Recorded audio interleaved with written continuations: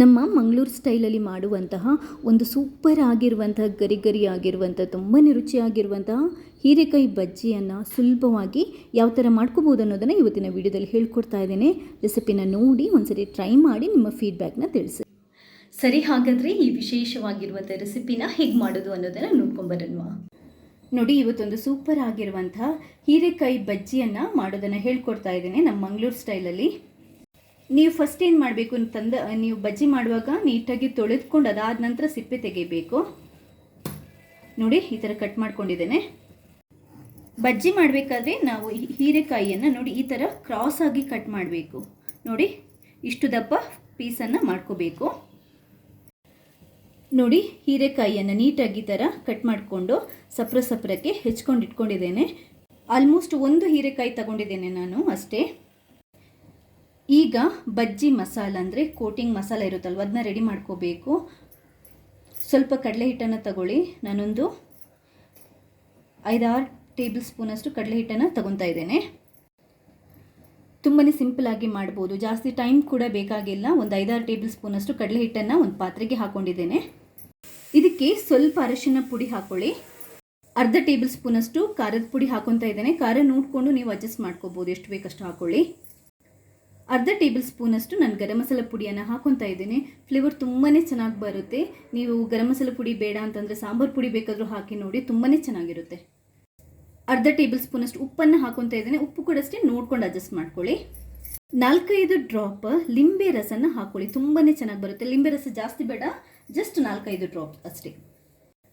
ಇವಾಗ ಸ್ವಲ್ಪನೇ ನೀರನ್ನು ಹಾಕ್ಕೊಂಡು ಈ ಪೇಸ್ಟನ್ನು ರೆಡಿ ಮಾಡ್ಕೊಳ್ಳೋಣ, ಅಂದರೆ ಬಜ್ಜಿ ಮಸಾಲನ ರೆಡಿ ಮಾಡ್ಕೊಂಡ್ಬಿಡೋಣ. ಫಸ್ಟ್ ಸ್ವಲ್ಪನೇ ನೀರು ಹಾಕ್ಕೊಂಡು ಚೆನ್ನಾಗಿ ಮಿಕ್ಸ್ ಮಾಡ್ಕೊಳ್ಳಿ. ಹಿಟ್ಟನ್ನು ನೀಟಾಗಿ ಗಂಟಿಲ್ಲದಾಗೆ ನಾವು ಕಲಿಸ್ಕೋಬೇಕಾಗುತ್ತೆ. ಕೈಯಿಂದ ಕಲಸಿದ್ರೂ ಒಳ್ಳೆಯದು, ಯಾಕಂತಂದರೆ ಗಂಟು ಇರಲ್ಲ, ಬೇಗ ಕಲಸೋಕ್ಕಾಗುತ್ತೆ ನಮಗೆ. ಇಷ್ಟು ಸಾಕಾಗಲ್ಲ, ಇದು ತುಂಬ ದಪ್ಪ ಇದೆ. ಇನ್ನೊಂದು ಚೂರು ನಾನು ನೀರು ಹಾಕ್ತಾ ಇದ್ದೇನೆ. ಇದಕ್ಕೆ ನೀಟಾಗಿ ಕೈಯಿಂದನೇ ಕಲಿಸ್ಕೊಂಡ್ಬಿಡಿ, ಯಾಕಂತಂದರೆ ಗಂಟು ಇರಲ್ಲ ಆವಾಗ. ಹಾಗೆಯೇ ಇದಕ್ಕೊಂಚೂರು ಸೋಡಾ ಪುಡಿ ಹಾಕ್ಕೊಂಡು ನೀಟಾಗಿ ಕಲಿಸ್ಕೊಳ್ಳಿ. ಚೆನ್ನಾಗಿ ಉಬ್ಬಿ ಬರುತ್ತೆ.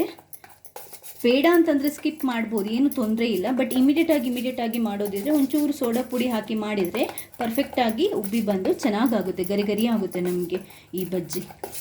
ನಿಮಗೆ ಎಷ್ಟು ದಪ್ಪ ಆಗಿದೆ ಅಂತ ನೋಡ್ಕೊಳ್ಳೋಕ್ಕೆ, ಚೆಕ್ ಮಾಡೋಕ್ಕೆ ಬೇಕಾದರೆ ಒಂದು ಹೀರೆಕಾಯಿಯನ್ನು ಇದರಲ್ಲಿ ಈ ಥರ ಮಿಕ್ಸ್ ಮಾಡಿ ನೋಡಿ. ಕರೆಕ್ಟಾಗಿ ಈ ಥರ ಅಂಟ್ಕೊಂಡಿದ್ರೆ ಪರ್ಫೆಕ್ಟ್ ಹದ ರೆಡಿ ಆಗಿದೆ ಅಂತ ಅರ್ಥ. ನೋಡಿ, ತೋರಿಸ್ತಾ ಇದ್ದೇನೆ ನೋಡಿ, ಈ ಹದಕ್ಕೆ ರೆಡಿ ಮಾಡ್ಕೋಬೇಕು. ನೀವು ಈ ಹಿಟ್ಟನ್ನು ರೆಡಿ ಮಾಡಿಕೊಂಡು ಆಯಿಲನ್ನು ಬಿಸಿ ಮಾಡಲಿಕ್ಕೆ ಇಟ್ಬಿಟ್ಟು ಒಂದೊಂದನ್ನೇ ಈ ಥರ ಮುಳುಗಿಸ್ಬಿಟ್ಟು ಹಾಕ್ಬೋದು.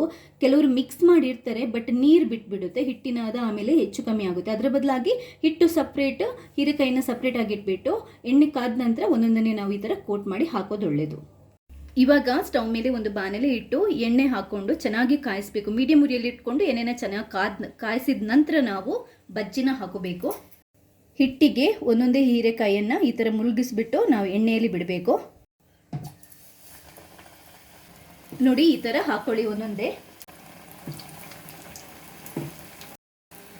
ಮೀಡಿಯಂ ಅಥವಾ ಕಮ್ಮಿ ಉರಿ ಇಟ್ಕೊಂಡೇ ನಾವು ಇದನ್ನ ಕಾಯಿಸ್ಕೋಬೇಕು, ಜಾಸ್ತಿ ಉರಿ ಇಟ್ಕೋಬಾರ್ದು. ನೋಡಿ, ಪರ್ಫೆಕ್ಟಾಗಿ ಬರ್ತಾ ಇದೆ, ನಿಮ್ಗೆ ಗೊತ್ತಾಗ್ತಾ ಇದೆ. ನೋಡಿ ಎಷ್ಟು ಚೆನ್ನಾಗಿ ಬರ್ತಾ ಇದೆ ಅಂತ. ಹಾಗೆಯೇ ಮಗುಚಿ ಹಾಕಬೇಕು, ಒಂದೇ ಸೈಡ್ಗೆ ಜಾಸ್ತಿ ಕಾಯಲಿಕ್ಕೆ ಬಿಡಬಾರ್ದು. ಮಗುಚಿ ಹಾಕಿ ನಾವು ಇದನ್ನ ಕಾಯಿಸ್ತಾ ಇರಬೇಕು. ನೀಟಾಗಿ ಬಜ್ಜಿ ಫ್ರೈ ಆಗ್ತಾ ಇದೆ. ನೋಡಿ, ಗೊತ್ತಾಗ್ತಿದೆಯಲ್ಲ ಎಷ್ಟು ಚೆನ್ನಾಗಿ ಬರ್ತಾ ಇದೆ ಅಂತ. ನೀಟಾಗಿ ಕಾದ ನಂತರ ನಾವಿದನ್ನ ತೆಗಿಬೋದು. ಹೀರೆಕಾಯಿ ಪೋಡಿ ಅಂತಾರೆ ನಮ್ಮ ಕಡೆ, ಅಥವಾ ಇಲ್ಲಿ ಬ್ಯಾಂಗ್ಳೂರಲ್ಲೆಲ್ಲ ಬಜ್ಜಿ ಅಂತಾರೆ. ರೆಡಿ ಆಗಿದೆ, ಬಿಸಿ ಆಗಿದೆ. ನೋಡಿ, ಸೂಪರ್ ಆಗಿರುವಂಥ ಗರಿ ಆಗಿರುವಂಥ ಹೀರೆಕಾಯಿ ಬಜ್ಜಿ ರೆಡಿ ಆಗಿದೆ. ಜಾಸ್ತಿ ಟೈಮ್ ಕೂಡ ಬೇಕಾಗಿಲ್ಲ, 5-10 ನಿಮಿಷದೊಳಗಡೆ ಈ ಬಜ್ಜಿಯನ್ನು ನಾವು ಮಾಡ್ಕೋಬೋದು. ಸಾಯಂಕಾಲ ಟೀ ಟೈಮ್, ಕಾಫಿ ಕುಡಿಯುವಾಗೆಲ್ಲ ತುಂಬಾ ಸೂಪರ್ ಆಗಿರುತ್ತೆ. ಮಕ್ಕಳಿಗೆ ಕೂಡ ತುಂಬಾ ಇಷ್ಟ ಆಗುತ್ತೆ. ಚಟ್ನಿ ಜೊತೆ, ಸಾಸ್ ಜೊತೆ ತಿನ್ನೋದಕ್ಕೆ ಮಸ್ತಾಗಿರುತ್ತೆ. ರೆಸಿಪಿ ಟ್ರೈ ಮಾಡಿ, ಮರೆಯದೆ ನನಗೆ ನಿಮ್ಮ ಫೀಡ್ಬ್ಯಾಕ್ನ ತಿಳಿಸಿ. ಥ್ಯಾಂಕ್ಸ್ ಎಲ್ರಿಗೂ.